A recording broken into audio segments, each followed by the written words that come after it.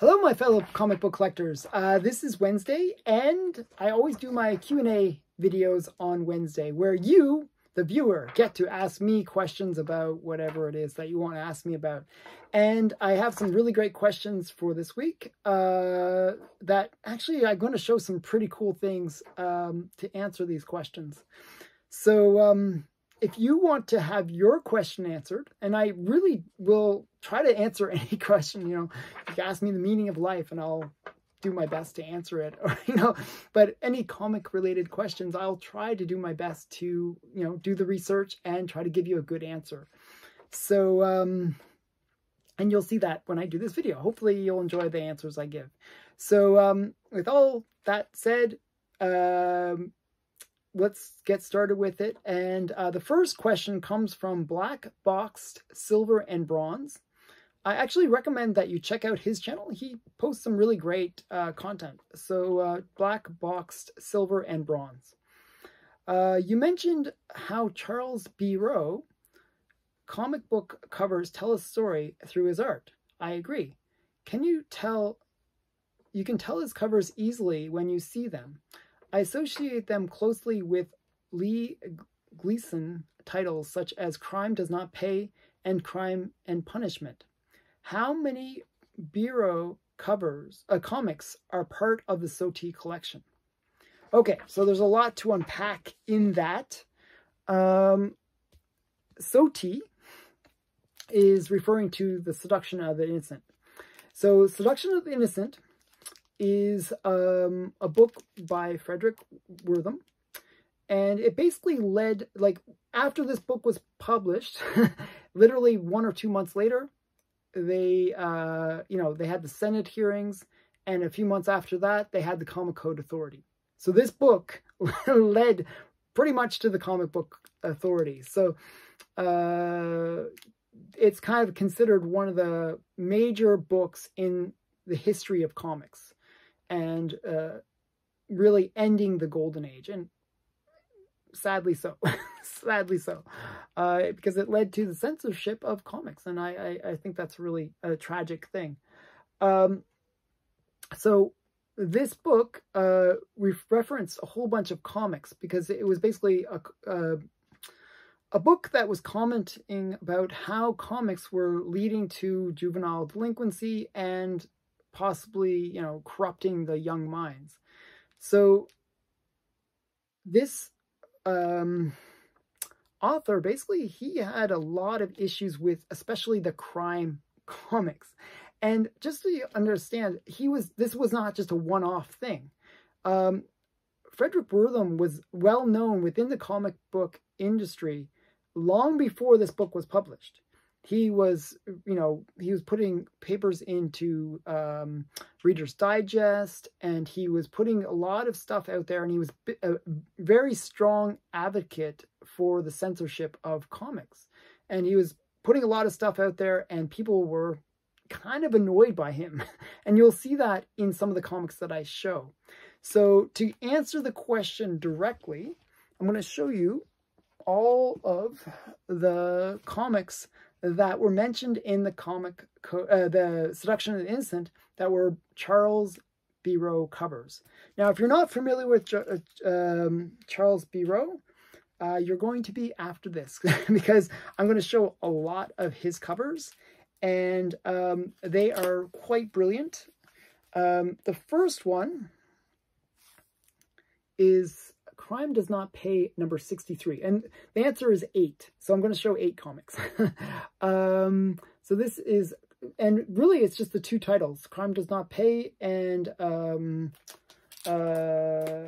what is it? Crime and Punishment. Those are the 2 titles that Biro did that were all mentioned inside the Seduction of the Innocent. There weren't other titles that he had done that were mentioned. So just these 2 titles. So Crime Does Not Pay and Crime and Punishment. So this is the first one. This is Crime Does Not Pay, number 63. And you can see, like, actually, as I said, it usually tells a story. It's almost like an internal panel that he'll make for the cover. And you'll see his name at the top there. He'll usually have, his covers will usually be signed. with his signature right there. And you can see, like, you know, it usually tells some kind of story. Like, so why was this? I'm going to actually give the reasoning behind why each of these were mentioned inside the Seduction of the Innocent. So this first one, the reason it was mentioned is just gratuitous violence. So a lot of these crime does not pay books were pretty violent. They would show crime for what it was: violence and gore and mayhem. So that was why that one was mentioned in the Seduction of the Innocent. The next one is the very next issue. Again, Charles Biro cover. And this is Crime Does Not Pay number 64. And we got like this prison scene. And this one, Wortham criticizes the publisher of this issue who displayed the Comics Code logo, but does not adhere to the rule that no blood is to be shown. So inside, you know, they had like these earlier comic codes. It was not the Comic Code Authority, but sort of like an early version of the Comic Code existed, where, you know, they were trying to censor comics to a certain extent and have them kind of produce things that were more child friendly. And this comic has scenes of blood and gore, and that, you know, kind of contradicted the comic code it shows. So that's the reason it was mentioned. The next one is kind of an interesting one.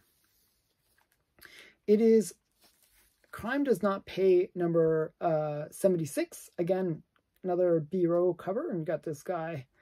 You know, he looks like a criminal. He's running from the police. He's dropping all the stuff that he's gotten.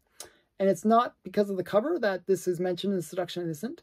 It is actually because inside this one, there is an ad, almost like an ad, where they talk about the following. And I'll read it to you. And this is a quote from Seduction of the Innocent.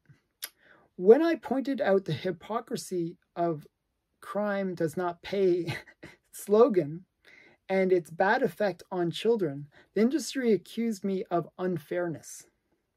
In attacking their highest endeavors and introduced some more slogan morality. In one comic book, there are 2 pages by a police captain attacking me.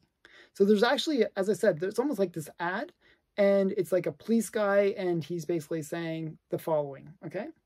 And what he says is, don't let reformers kid you. So Wortham is a reformer. He's trying to change the comics. He is shocked by what I read today about the people who condemn crime comics. These people are the menace. So basically inside the comic, it's criticizing Wortham, and not by name, but saying that he is the one that's the real problem. It's not the comics that are the problem. It's these reformers that don't understand. Okay? He goes on. Children don't like to be kicked around by reformers who want to decide what's good for them to read. And he atolls the strong moral force that comics exert on children. So for Wortham, this was like, he really didn't like the fact that the comics themselves, you know, saw themselves as being a good thing for children. Like, he really thought that that was the most hypocritical thing, because he saw comics as blatantly harmful to kids. So for the comics to defend themselves by saying that they were trying to, you know, educate kids about the dangers of crime and how crime does not pay, and that's the title of the comic, he thought that was a really bad thing. It's interesting. There was this kind of battle that was going on between Wortham and the comic book industry, where the comics would often have things where they were subtly mentioning Wortham in them, or they would have comics where they blatantly mentioned Wortham. So there's one that's called Crime Detective number 9, where Wortham is literally on the cover and he's in bondage. And it's a really great cover. So there is that battle that is happening between Wortham and the comic books. And I guess Wortham won in the end. So the next book that's in the Seduction of the Innocent is this one. And this is Crime and Punishment number 2. And it's because of the cover by Charles Biro that it is mentioned in the Seduction of the Innocent. So this is one where you have this magazine shop seller, and he's blind. And basically, you have this man over here, and he's stealing from the blind man. Now, and basically, Wortham saw this as evil, like that, you know, you're teaching kids to, like, steal from blind people. How evil can you get? Okay, so that's why this one was mentioned in the Seduction of the Innocent. So that's that one. The next one is Crime and Punishment number 3. And this one was mentioned for, so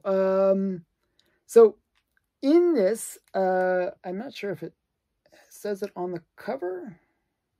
I believe it's inside, yeah. Actually, is it on, one sec here. Yeah, so it's inside the book. There's a scene where there's a criminal, and he's basically teaching another criminal how to harm or maim somebody by using brass knuckles. So Wortham really had issue with comics being instructional. So whenever they teach crime, basically, so criminals saying, hey, use brass knuckles, it hurts them a lot more. That is instructional, and it's teaching kids how to be criminals in Wortham's mind. So that's why this one is mentioned. But it's another Biro cover.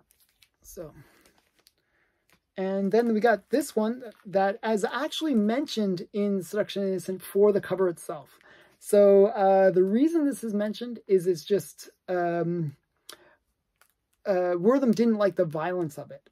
So the violence here is you got this guy that's obviously either dead or very, very injured. You got this man over here who's got like a stick. He's probably after having beaten the guy, and this other guy with a gun, and maybe he shot the guy. So just all that, you know, the fact that there's a dead body, the fact that this is like making violence very casual. Those were things that really bothered Wortham. He didn't like this casual violence. And just brutal violence. Okay, so next one is number 16. This one is the same as the other one I mentioned. It has that same little thing, and it had two things going on. It has inside that ad, but also it has it here on the cover where it basically says, you know, where they're basically, you know, I'll read it, what it says. Police Captain Felix Lynch wrote, okay, he says, I have been active in the war against crime for many years and have made a thorough study of the problems of juvenile delinquency. I endorse and approve this magazine. It is good reading for red-blooded American youngsters and real contribution in the fight against juvenile delinquency. Okay, so Wortham hated this. Wortham really hated this. To even have a cop or a police officer, you know, say that, you know, that these books are good, Wortham really hated that. Anyone that goes again, like, I see so many parallels between the way Wortham thinks and the way a lot of the kind of people think nowadays, where it's like it's a religion. And anything that is against that religion or contradicts what that religion believes, people will, like, basically see them as a heretic. So in Wortham's mind, this guy is a heretic because he doesn't agree with the fact that comics are destroying young children's minds. So it's very interesting the way that some people think. They will not believe even those who might know best. And the last one, and I'm not sure, 100% sure, if this is truly a Biro cover. It kind of looks like his style, but I'm not really 100% sure. It's one where it's unaccredited, but he is mentioned as being one of the artists in this book. I'm not sure if it's his cover, though. And this is Crime and Punishment number 59. And this one was mentioned in this book because, in the Seduction and Innocent, because there's a illustration of the Statue of Liberty. And underneath it is like, it says like the criminal's journey to America. And he just thought that that was just anti-American and, showing that, he was very against the idea that, the criminal's path into America was like, represented by the Statue of Liberty. So, very interesting take. This is Crime and Punishment number 59. So those are all of the Biro covers that were mentioned in the Seduction and Innocent, and there's only 8. But that's a lot, actually. He's like one of the most recognized by Wortham artists. Another one that is often recognized by Wortham is Matt Baker. There's a bunch of artists that seem to make their appearances a lot in the Seduction and Innocent. So, and another one would be Al Felstein. So that hopefully is a good answer to your question. And I will now answer the next question. The next question is from, oh my goodness, I'm not even sure how to pronounce this one, but I'm going to try. This is me trying. Nana.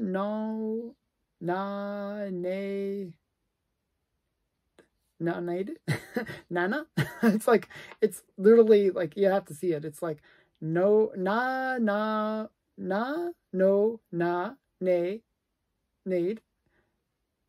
nah. It's like some crazy name. Sorry for those, whoever that is. But they asked a reasonable question.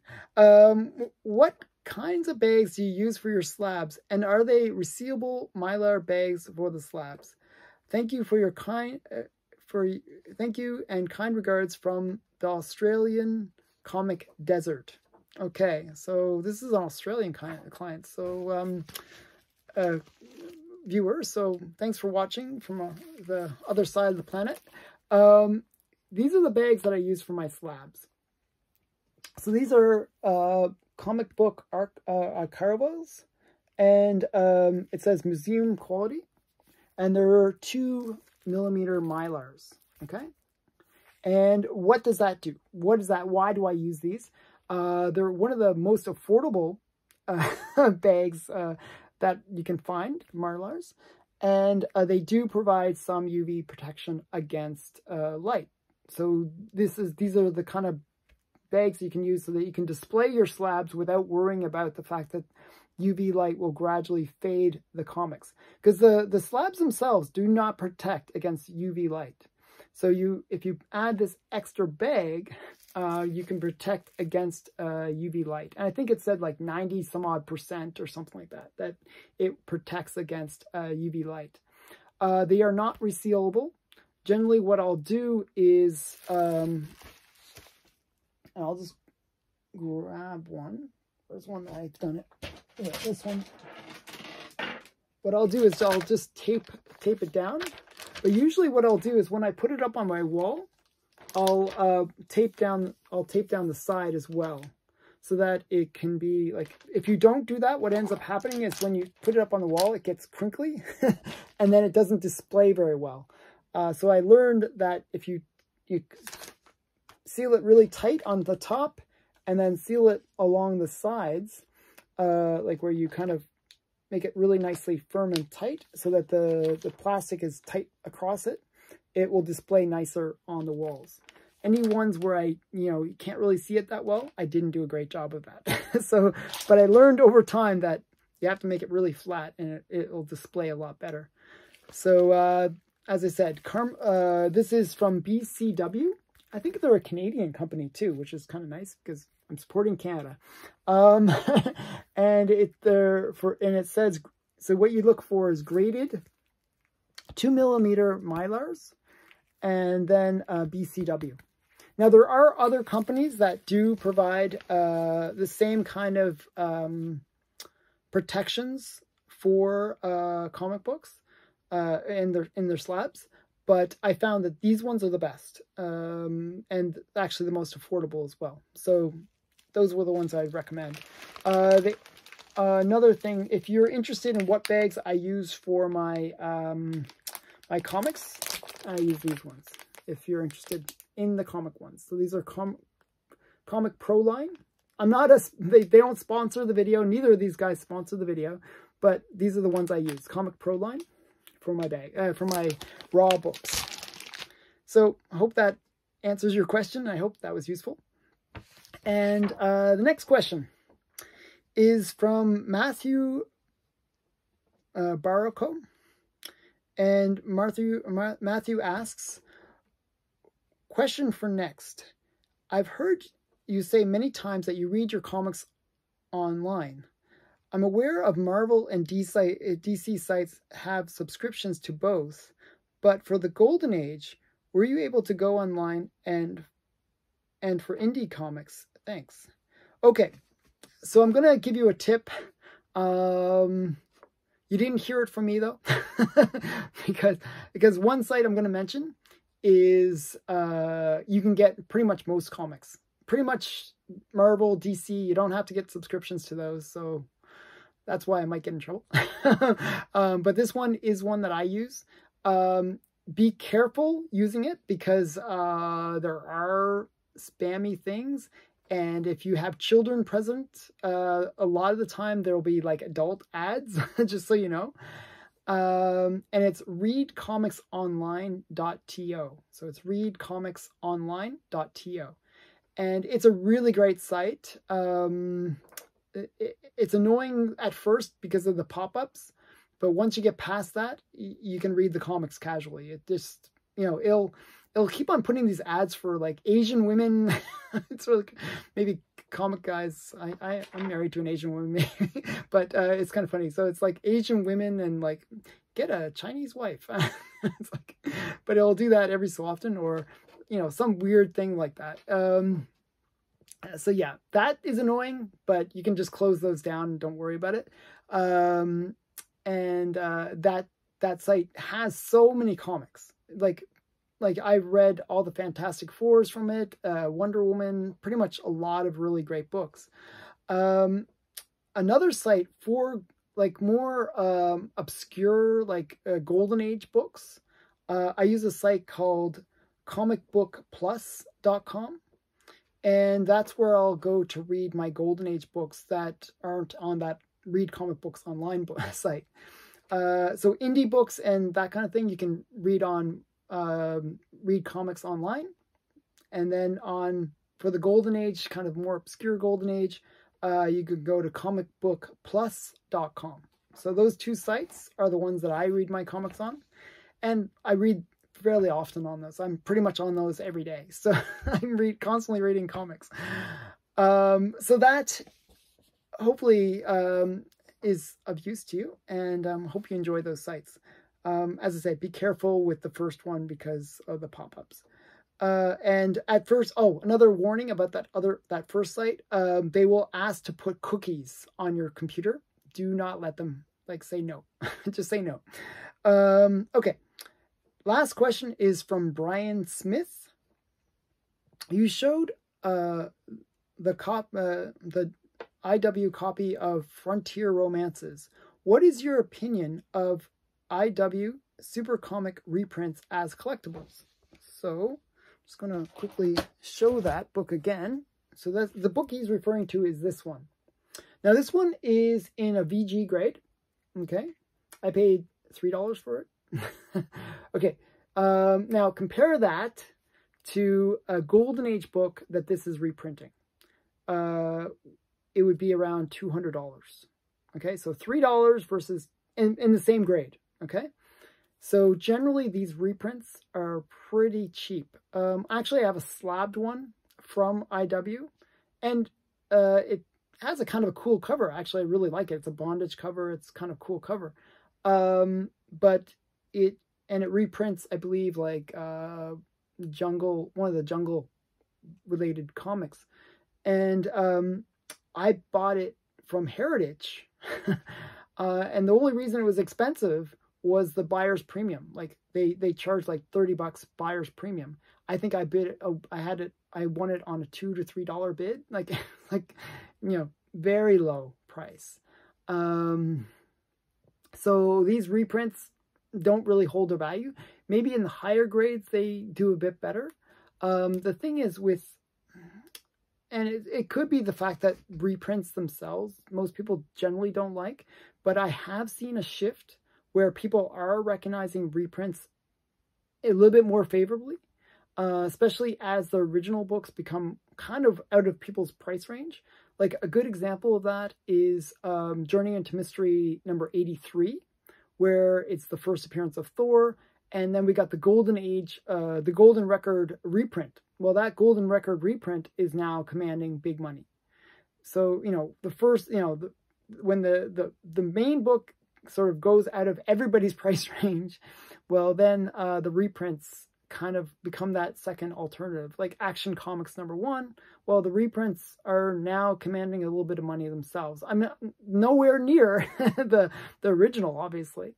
But maybe, you know, somewhere, you know, a few thousand times cheaper, but, you know, like a few $100. The Golden Age record ones can command, actually in high grades, they can command a few $1,000s. But with these IW ones, the interesting thing about them is that often they would feature original covers, and they are in their own right collectible for that. So if you find ones that have really cool covers from IW, and there are like ones that have like pre-code horror and romance stuff, there are some cool ones that maybe aren't valuable today, but I have a feeling that as collectors kind of realize that these are not that bad, you know, and they're actually kind of cool for the fact that they have unique covers, I think that the market might shift and these could become valuable in the future. I personally am not a fan of reprints. I generally try to go for that first print.